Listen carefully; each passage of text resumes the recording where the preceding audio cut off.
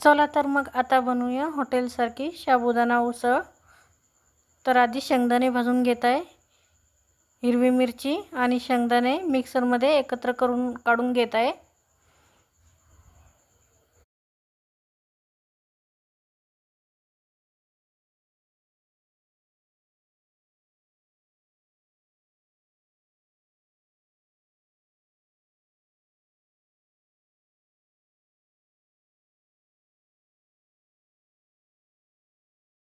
आता बटाट्याचे असे उभे काप करून त्यामध्ये मीठ टाकून तळून घेत आहे। ब्राऊन कलरचे होईपर्यंत तळून घ्यायचे आहे।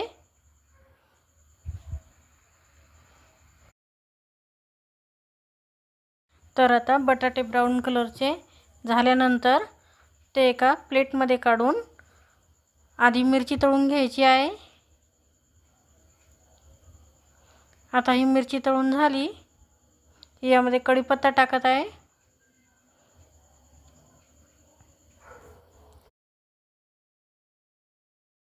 तर मिरची आणि कढीपत्ता, जिरं हे तळून झालेलं आहे।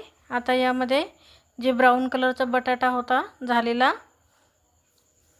तो टाकत आहे आणि हे सर्व आता झाकण ठेवून वाफ काढून तो बटाटा परत एकदा वाफेवर फ्राय होऊ देत आहे।